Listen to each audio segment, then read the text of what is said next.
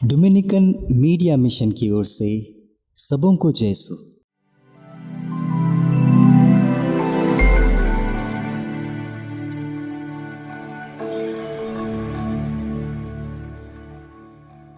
प्यारे भाइयों और बहनों, आज चालीसा का 5वां रविवार है। आज का पहला पाठ जो यिर्मयाह के ग्रंथ से लिया गया है, हमें एक ऐसी बात बताता है जिसे सुनकर मन में छोटी सी शंका जाग उठती है। आखिर क्या है यह बात? प्रभु का वचन कहता है, वे दिन आ रहे हैं जब मैं अपना विधान प्रकट करूंगा। मैं अपने विधान को उनके हृदय में अंकित करूंगा और वे मेरी प्रजा होंगी और मैं उनका ईश्वर होऊंगा। इतना ही नहीं, प्रभु का वचन कहता है, छोटों से लेकर बड़े सारे के सारे मुझे जानेंगे, मुझे पहचानेंगे, अर्थात मुझ में विश्वास करेंगे। क्या ऐसा मुमकिन है प्यारे भाइयों और बहनों? क्या ऐसा हो सकता है? आज की परिस्थिति को देखकर ऐसा लगता है कि ऐसा शायद नहीं होगा। इस दुनिया में ऐसे भी स्थान हैं जहां प्रभु यीशु का नाम अब तक नहीं पहुंच पाया है। हमारे भारत देश को ही देख लीजिए। ऐसे भी स्थान हैं जहां लोगों ने प्रभु का नाम अब तक नहीं सुना। अगर ऐसी बात है तो प्रभु के ये वचन कैसे पूरे हो सकते हैं? ख्रिस्त में प्यारे भाइयों और बहनों, प्रभु का यह वचन पूरा होगा। हम जानते हैं कि ईश्वर का वचन झूठा नहीं होता। मेरे प्यारे भाइयों और बहनों, यह मुमकिन है, लेकिन यह कौन इसे मुमकिन कर सकता है और कैसे? और कोई नहीं बल्कि मैं और आप ही इसे मुमकिन कर सकते हैं। और इसे मुमकिन करने का मात्र एक ही रास्ता है, और वह रास्ता है क्रूस का रास्ता, जो आज के सुसमाचार में हमें बताया गया है। दुख का रास्ता, परेशानियों का रास्ता। थोड़ा दुख लगता है जब हम अपने विश्वासी भाइयों और बहनों को देखते हैं जिनके दिलों में दुख और क्रूस के विषय में गलत धारणाएं हैं। प्यारे भाइयों और बहनों, जब हम देखते हैं कि किसी के परिवार में बहुत से तकलीफ़ें आती हैं, परेशानियां आती हैं, मुसीबतें आती हैं और ढेर सारे क्रूस रहते हैं, लोग सोचते हैं कि ऐसे परिवारों में ईश्वर का श्राप है। लेकिन ये गलत धारणाएं हैं, क्योंकि प्रभु स्वयं कहता है, यदि तुम मेरा शिष्य बनना चाहते हो तो अपना क्रूस उठाकर मेरे पीछे हो लो। मत्ती का सुसमाचार अध्याय 16 पद संख्या 24। प्यारे भाइयों और बहनों, और आज के सुसमाचार में प्रभु का वचन हमसे बताता है, जब तक गेहूं का दाना जमीन पर गिरकर मर नहीं जाता वह अकेला ही रहता है, लेकिन जब वह मर जाता है तो भरपूर फल उत्पन्न करता है।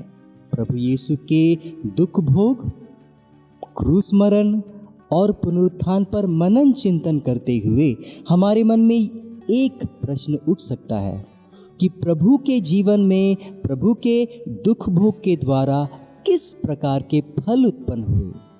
इसका एक छोटा सा उदाहरण मैं आपके सामने प्रस्तुत करना चाहता हूं। प्रभु यीशु को किसने दंडित किया? प्रभु को किसने क्रूसित किया? प्रभु यीशु को किसने प्रताड़ित किया? हम जानते हैं, रोमी साम्राज्य ने। क्या आप जानते हैं कि प्रभु यीशु के मौत के बाद रोमी साम्राज्य का क्या हुआ? इतिहास गवाह है, मात्र 300 साल के बाद, प्रभु यीशु के मौत के तुरंत 300 साल बाद, रोमी साम्राज्य के भीतर जितने भी कस्बे थे, जितने भी शहरें थे, जितने भी गांव थे और उनमें निवास करने वाले निवासी सारे के सारे क्रिस्तीय बन गए। मेरे प्यारे भाइयों और बहनों, और यही है प्रभु यीशु के दुख भोग और उनके पुनरुत्थान का फल। यदि प्रभु यीशु के दुख भोग से इतना फल उत्पन्न हो सकता है, क्या मैं भी अपने दुख भोग के द्वारा कुछ फल उत्पन्न कर सकता हूँ? ज़रूर कर सकता हूँ। और यही बात संत पौलुस हमें आज बताते हैं कुलुस्सियों के नाम अध्याय 1 पद संख्या 24 में। प्रभु का वचन कहता है, इस समय मैं आप लोगों के लिए जो कष्ट पाता हूँ उसके कारण प्रसन्न हूँ। क्या कोई कष्टों के कारण प्रसन्न हो सकता है भला? लेकिन संत पौलुस खुश है अपने दुखों से। इसके पीछे एक राज है। आइए हम सुनते हैं प्रभु का वचन क्या कहता है। संत पौलुस कहते हैं, मसीह ने अपने शरीर अर्थात कलीसिया के लिए जो दुख भोगा है, उसमें जो कमी रह गई है, उस कमी को मैं अपने शरीर में पूरा करता हूँ। क्या यह मुमकिन है? क्या प्रभु यीशु के दुख भोग में कुछ कमी रह गई थी? यह मुमकिन नहीं। प्यारे भाइयों बहनों, प्रभु यीशु का दुख भोग परिपूर्ण था और मैं अपने दुख भोग से प्रभु यीशु के दुख भोग को कम या ज़्यादा नहीं कर सकता हूँ। लेकिन यहाँ संत पौलुस बस यही कहना चाहते हैं, जैसा कि उन्होंने इस वचन में कहा है, प्रभु ने माता कलीसिया के लिए ऐसा किया। और यदि आप इस बात को समझ सकते हैं तो हमें यह भी समझना चाहिए कि प्रभु यीशु माता कलीसिया के शीर्ष हैं। यदि प्रभु यीशु माता कलीसिया के शीर्ष हैं तो मैं कौन हूँ? मैं उस शरीर का अंग हूँ। यदि मैं माता कलीसिया के शरीर का अंग हूँ जिसका शीर्ष प्रभु है, तो जो कुछ प्रभु का है वो मेरा है। मैं प्रभु यीशु के क्रूस का भागीदार हूँ। मैं प्रभु यीशु के दुखों का भागीदार हूँ और साथ ही साथ प्रभु यीशु ने जो कुछ सहा, प्रभु यीशु ने जिस मिशन कार्य की प्रारंभ किया, उसका भी भागीदार हूँ। और यही बात संत पौलुस हमें बताना चाहते हैं। प्रभु यीशु ने अपने शरीर में जख्म लेकर उस मिशन कार्य का प्रारंभ किया और ठीक उसी प्रकार संत पौलुस हर प्रकार के कोड़ों को अपने शरीर में ग्रहण करके यही बताना चाहते हैं कि उस मिशन कार्य में वो भागीदार बन रहे हैं।